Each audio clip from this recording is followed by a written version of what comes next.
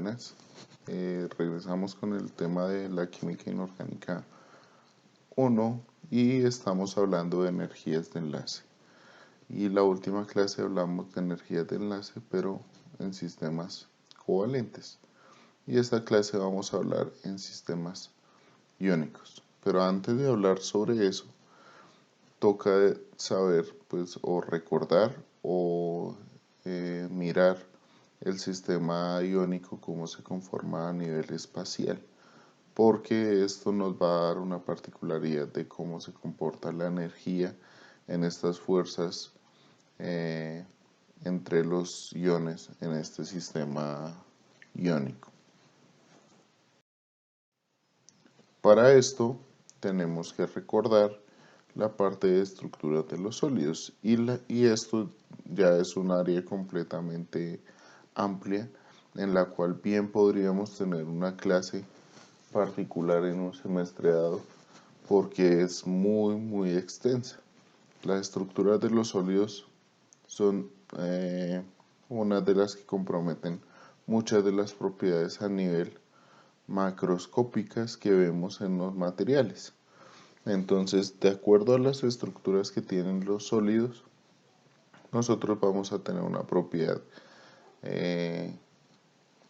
macroscópica que podemos utilizar de ese material. ¿Listo? Entonces hay diferentes propiedades como son dureza, rigidez o incluso que podamos generar algún tipo de huecos entre los sólidos que nos permite tener como huecos en escala de nanómetros y los podemos utilizar como filtros moleculares. También está que si nosotros podemos entender la estructura de los sólidos, podemos entender toda la parte de la metalurgia y las aleaciones, puesto que ahí vamos a entender un poco acerca de cuáles son las posibles aleaciones que se pueden realizar y por qué, porque eso va a estar definido sobre cómo se distribuyen los átomos en el espacio. Y también van a haber particularidades acerca de los efectos físicos que se observan en los materiales, como lo son los colores, o también la parte de conductividad eléctrica y conductividad térmica. Entonces, como ven, esta rama de la química que está entre la química y la física es muy amplia y tiene gran aplicación y por lo tanto también vemos que hay una ingeniería en nuestra universidad que se dedica solo a eso y es ingeniería metalúrgica, ¿cierto? Entonces esta parte es supremamente importante. Bien, pero entonces ahora vamos a entrar a hablar un poco de cómo es que se distribuyen estos sólidos en el espacio y su estructura. Entonces para esto vamos a tener otra vez recordando que vamos a plantear un modelo que nos caracterice el sistema real, ¿cierto? Entonces en este caso vamos a tener que plantear el modelo de esferas rígidas en el cual tanto metales o iones se ubican en un espacio tridimensional en un tipo de conformación, puede ser ordenada o desordenada, ya lo veremos. ¿Listo? ¿Y cuál es la principal diferencia entre estas estructuras y los enlaces covalentes? En que estos enlaces no son direccionales.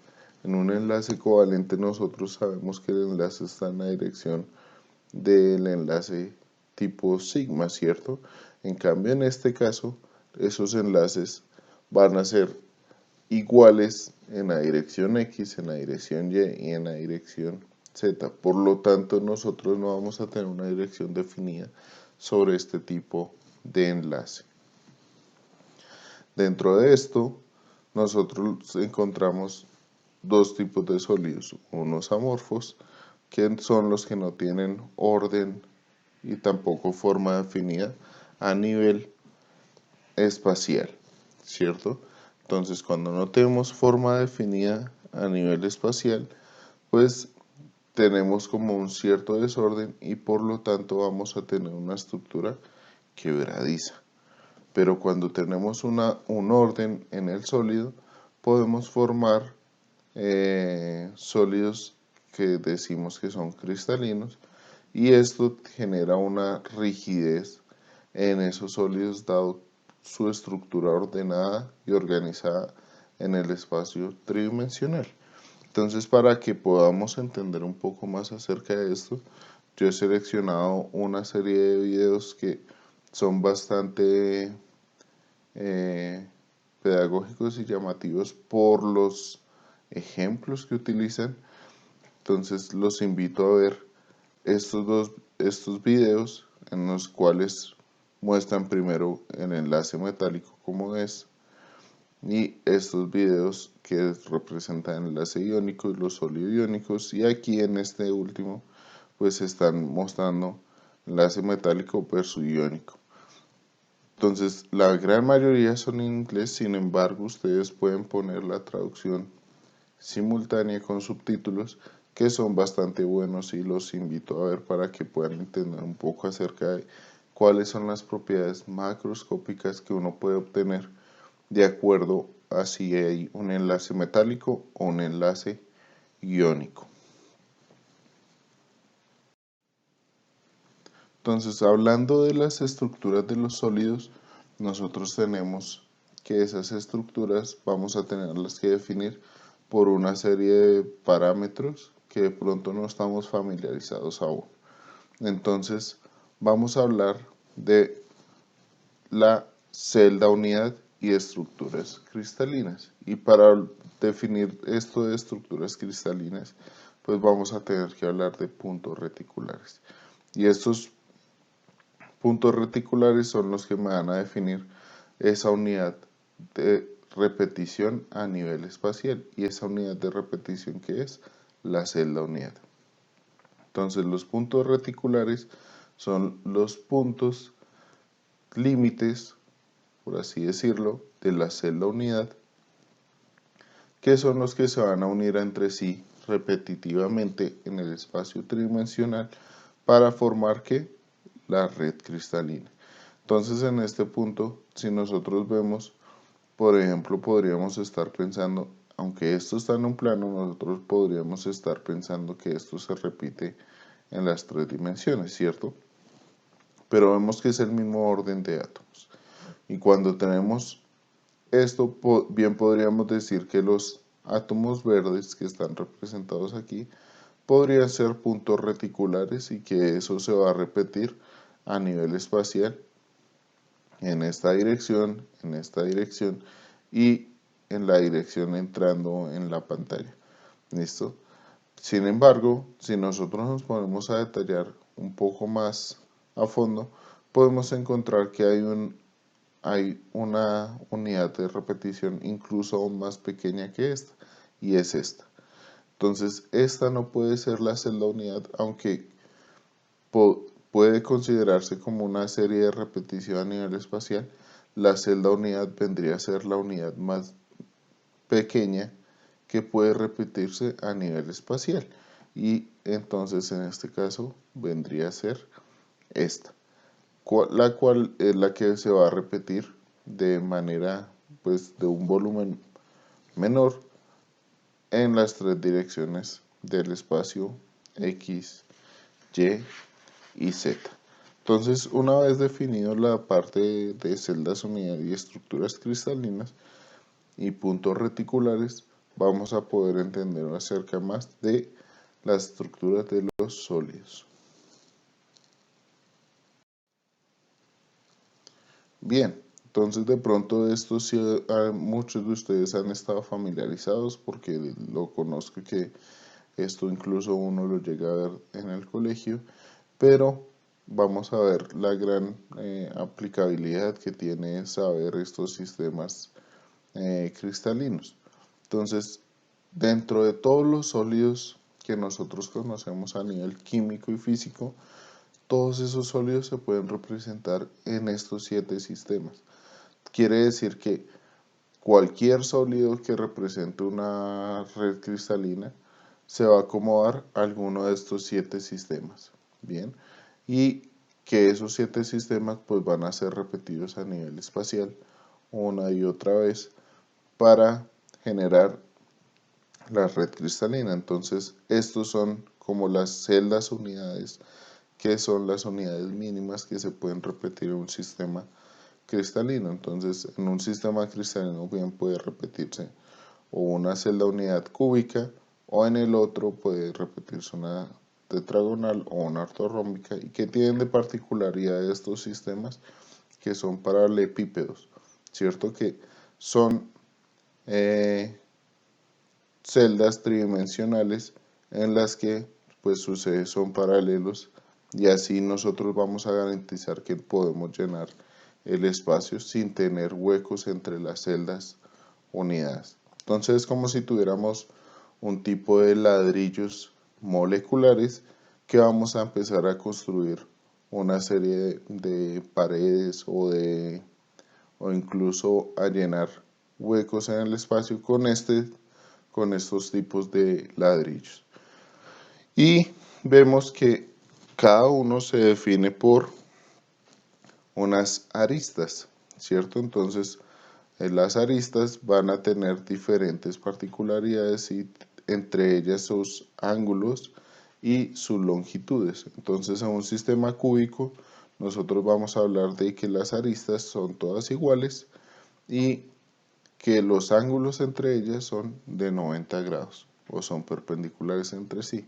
Y vemos que las tres de arriba todos son de 90 grados los mismos ángulos, ¿cierto? Que los ángulos por convención son el ángulo entre B y C, es el ángulo alfa, el ángulo entre A y B de la celda unidad es el gamma y el ángulo entre A y C es el beta.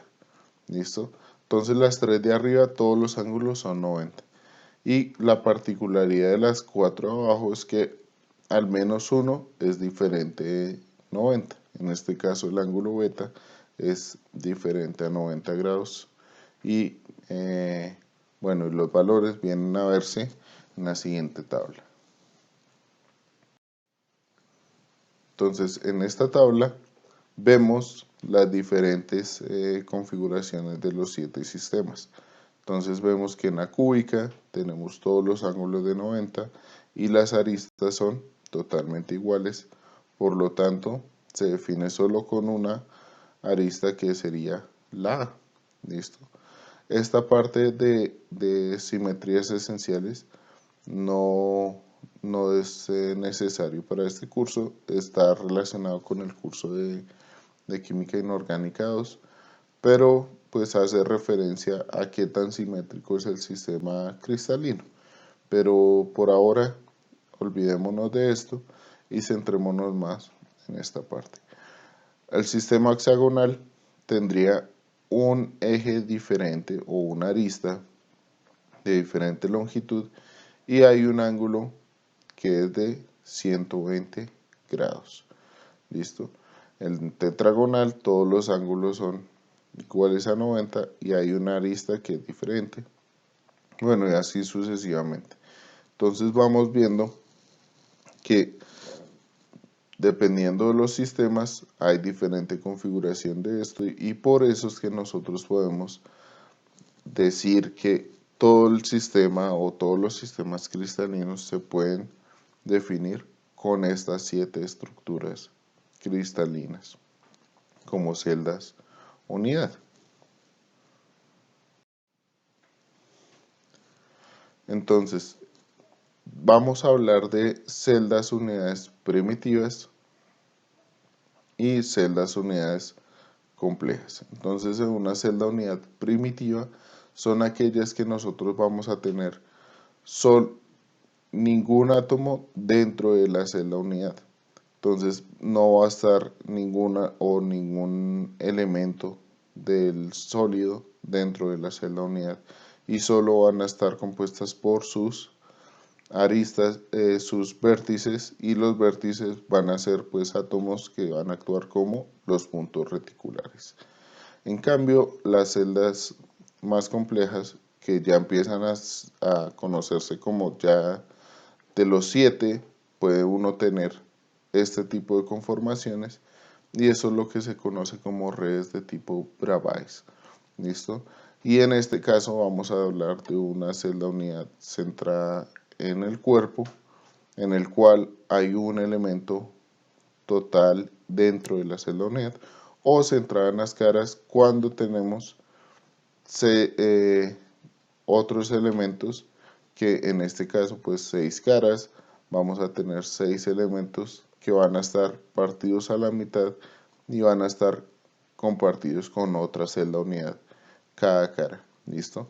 Entonces, en este caso, si nosotros sumamos cuántos puntos reticulares hay por celda unidad, pues vamos a ver que en las aristas se coge solo un octavo y tendríamos 8 puntos reticulares, por lo tanto tenemos solo un punto reticular completo.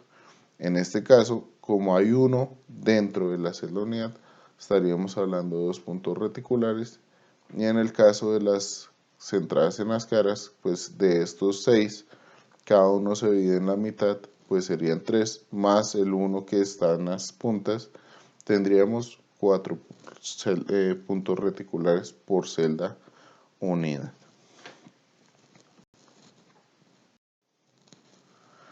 Entonces, bien como lo veníamos hablando anteriormente, ¿cómo podemos determinar los puntos reticulares por celda unidad? Entonces, un punto reticular dentro de la celda unidad cuenta como 1. ¿Por qué? Porque va a estar totalmente inmerso dentro de la celda unidad, ¿cierto? Entonces ese va a estar contando totalmente como 1. Un punto reticular compartido por 2 celdas unidad, que serían los de centrado en las caras, pues cuenta como un medio. Y acá lo vemos claramente. Los compartidos por las caras se parte esa esfera rígida, se parte por la mitad y contaría como un medio. Un punto reticular, una arista, que sería esto, ¿cierto? En este punto medio, perdón, en una arista, pues estaría compartido por 4 celdas unidades. Entonces ese estaría contando como un cuarto, y un punto reticular, una esquina, como bien lo vemos aquí, es como un octavo de una esfera, por lo tanto cuenta como un octavo. Y así podemos determinar cuántos puntos reticulares, o en algunos casos pues cuántos átomos estarían dentro de las celdas unidades que van a estar siendo representadas en los sistemas sólidos, cristalinos o metálicos. Bien, entonces para esto también es estrictamente necesario que podamos tener una visualización en 3 dimensiones para poder determinar el eje de coordenadas dentro de un sistema de celda unidad. Entonces vamos a hablar de el eje X, el eje Y y el eje Z para arriba. ¿Listo? Entonces, por ejemplo, si nosotros definimos este punto como nuestro punto de referencia 0, 0, 0, el otro punto reticular, el que va a definir el límite en esa dirección, pues sería 1. ¿Listo? Sería la unidad. Entonces, en este caso, si queremos definir este que está en el lado opuesto, sería, este sería 1, 1, 1. Y si queremos definir este de aquí, pues solo hemos avanzado en X, pues sería 1X, 0 y 0, porque en Y no hemos avanzado y en Z no hemos avanzado. Entonces, ya sabiendo eso, este de aquí vendría a ser 1 en X y avanzamos 1 en Y, por lo tanto será 1, 1, 0, y así serán los otros en el punto del espacio. ¿Listo? En este caso, el de la mitad tendríamos que avanzar un medio, ¿cierto? Un medio para arriba y un medio para el fondo. Entonces sería un medio y un medio. Y así definiríamos el eje o los ejes de coordenadas para ese punto reticular. Y en el caso de las centradas en las caras, pues sería un medio y un medio, ¿cierto? Y 0 en el eje Y. Entonces, de acuerdo a los que nosotros podemos definir, por ejemplo, estos que yo estoy poniendo aquí como ejemplos, el que está acá, no se ha movido nada en el eje Z, ¿cierto? Entonces sería un medio en X y un medio en Y, por lo tanto un medio y 0. En este caso, en el de esta cara, pues se ha movido completamente en el eje X, se ha movido un medio en Y y un medio en Z para llegar aquí. Y en este caso se ha movido completamente uno en Z, un medio en X y un medio en Y para llegar aquí. Por lo tanto será un medio y 1. Y eso nos sirve a nosotros para representar luego lo que vamos a hablar acerca de dónde se ubican en el espacio de esas celdas unidades los átomos, ¿vale? Son sistemas de coordenadas que nos van a servir para definir dónde se encuentran los átomos en cada celda unidad. Entonces también para recordarles, porque de pronto ustedes ya han visto esto, en los sistemas cuando consideramos un modelo tridimensional de esferas rígidas, nosotros y estamos considerando como ladrillos que llenan el espacio, ¿cierto? Entonces los ladrillos paralelepípedos pues no van a ser nunca llenados con esferas rígidas. Entonces siempre va a haber un espacio hueco, que bien lo vemos aquí en estas estructuras, que no va a estar siendo ocupado. ¿Listo? Y ese porcentaje de ocupación pues son los que nos van a definir qué tan lleno está esa celda unidad, ¿cierto? Entonces para una estructura cúbica simple vamos a tener que tenemos solo un átomo por cada celda unidad, ¿listo? Y en ese caso, como vamos a hablar de esferas rígidas, pues la celda unidad será aquella que esté compuesta por la unión entre dos esferas, va a ser toda la arista, ¿cierto? Esas dos esferas se van a estar tocando, por lo tanto, la arista se va a definir como 2 veces el radio de esa esfera. Bien. ¿Y cuál va a ser el número de coordinación o los átomos vecinos en estos sistemas cúbicos simples? Pues va a estar referente a cuántas esquinas está compartiendo el, el átomo que uno está evaluando. Y si uno ve en un sistema cúbico, pues en un sistema cúbico un átomo comparte 1, 2, 3 y si repetimos a nivel espacial sería 1, 2 y 3. Entonces estaríamos hablando de un número de coordinación 6 y cuando hacemos el porcentaje de ocupación, cómo lo realizamos a nivel matemático y pues esto sí lo quiero dejar como tarea pendiente de que ustedes lleguen a estos valores y es realizando el porcentaje de ocupación sería el volumen de cuántos átomos ocupan la celda unidad, ¿cierto? El volumen de una esfera sobre el volumen total del cubo. Entonces en este caso sería el volumen de la esfera sobre el volumen del cubo por 100 y eso me daría el porcentaje de ocupación. En este caso, cuando hablamos de una cúbica centrada en el cuerpo o por sus siglas en inglés Body Center Cubic, entonces vamos a tener que la arista, ya si vemos nosotros el átomo central va a impedir que las esferas rígidas de las esquinas se toquen entre sí.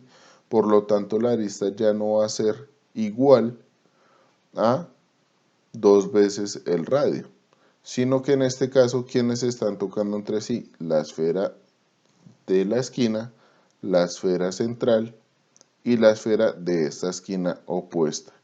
Entonces en ese caso nosotros vamos a tener que trazar una diagonal y esa diagonal es igual a 4 veces el radio de las esferas, ¿cierto? Porque tendríamos un radio aquí, 2 veces el radio en esta esfera y un radio acá. Y por Pitágoras ya podríamos definir nosotros o llegar a la relación de que la arista equivale a 4 sobre raíz de 3 por r. Entonces también los invito a que ustedes mismos lleguen a esa conclusión. En este caso vemos que el número de coordinación, pues cuánto es, pues este es bastante evidente porque vemos que el átomo central o la esfera central, ¿cuántos átomos vecinos tiene?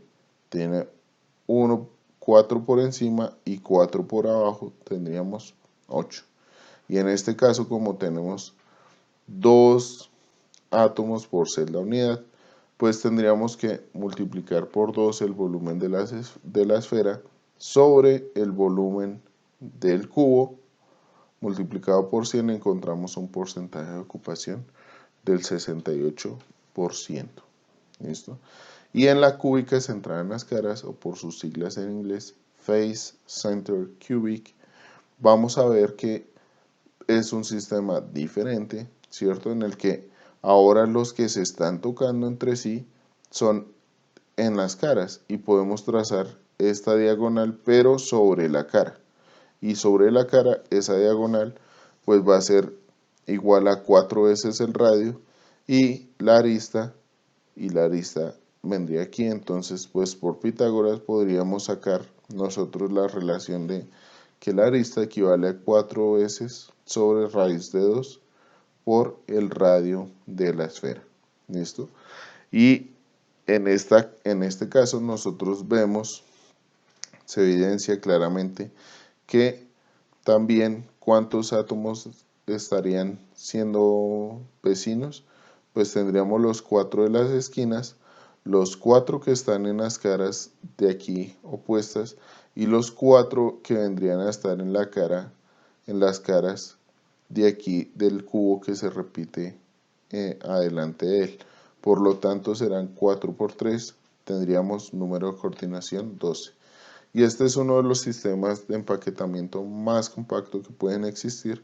Sin embargo, cuando uno hace la relación entre el volumen de las esferas sobre el volumen de la celda unidad, encuentra que el porcentaje de ocupación es del 74% no más. Esto implica que nosotros vamos a tener alrededor de 26% de espacios libres dentro de esa estructura y esos huecos son los que me van a generar una particularidad bastante interesante en los sistemas sólidos porque son los que me van a definir los sistemas cristalinos y eso es lo que veremos en la siguiente clase. Entonces, dentro de lo que estábamos viendo de empaquetamiento compacto, vemos que nosotros podemos entenderlo. Estos son esferas rígidas y podemos ponerlas como en un sistema plano, ¿cierto? Entonces vemos que se repiten así como en un hexágono, ¿listo? Y vemos que tienen diferente tipo como de huecos que podríamos poner a las esferas en esos huecos, ¿listo?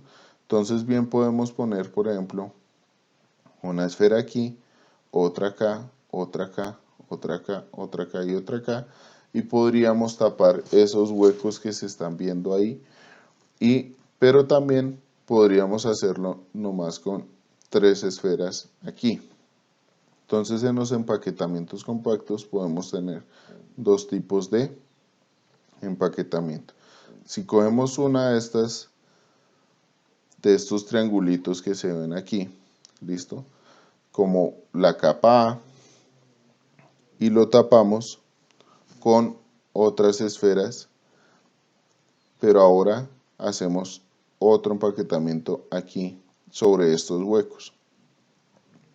Vemos que generamos la capa A y ahora la capa B, que es la misma capa pero corrida un poquito para ocupar esos huecos que no están encima de las mismas esferas sino sobre estos huecos que estoy señalando aquí.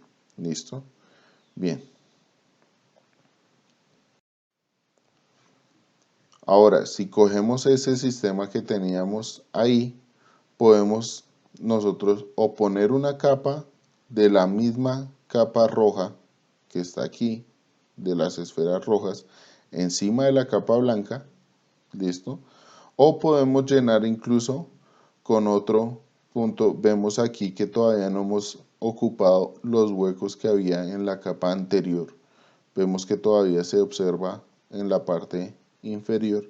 Entonces podríamos incluso poner otras esferas aquí arriba.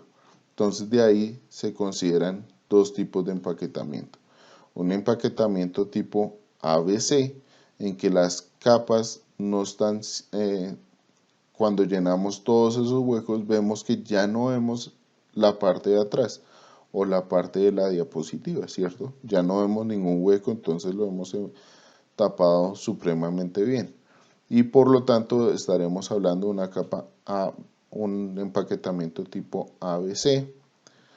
Pero si cogemos el mismo tipo de esferas rojas y lo ponemos encima de ellas, pues vamos a ver acá, para poder ver que no hemos tapado todo, pues solo representamos con la que está aquí abajo y vemos que esos huecos ya no serían tapados. ¿Por qué? Porque pues estaríamos poniéndolo encima de la que ya había antes y ya estaríamos hablando de una capa tipo ABA.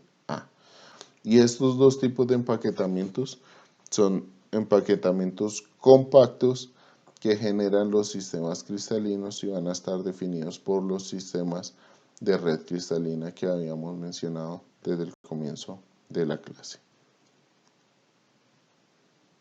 ¿Listo? Entonces, para poderlo visualizar un poco desde otra perspectiva, nosotros podemos ver que en el empaquetamiento tipo ABA, nosotros vamos a tener la misma capa abajo y arriba de la otra que va a estar en la mitad. ¿Listo? Cambio, en el empaquetamiento ABC, no la misma capa, sino que este triangulito vemos que está saliendo para acá y este triángulo está entrando. Entonces, perdón, ese tipo de empaquetamiento va a ser el que genera unos cambios a nivel estructural bastante importantes, porque son los que van a definir los sistemas sólidos que vamos a estudiar más adelante y cómo van a determinarse de acuerdo al tipo de huecos que generan estos sistemas. Por lo que vemos aquí, nosotros podemos ver que, bueno, aquí las esferas son pequeñas, pero podemos ver que en este punto, por ejemplo, tendríamos un hueco de tipo tetraédrico, ¿cierto? ¿Por qué? Porque estaría hablándose de un punto en el que nosotros tendríamos un hueco entre estas esferas que generarían que podíamos tener un átomo en ese punto interno. Entonces, con esto vamos a entrar a hablar en la siguiente clase acerca de estos huecos y cómo esos huecos van a definir los sistemas cristalinos, y esos sistemas cristalinos, dependiendo de cómo se empaqueten a nivel espacial, van a tener diferente tipo de comportamiento energético y van a definir sus estructuras a nivel macroscópico y sus propiedades físico-químicas en términos de reactividad. Entonces espero les haya gustado la clase. Nos vemos a la próxima.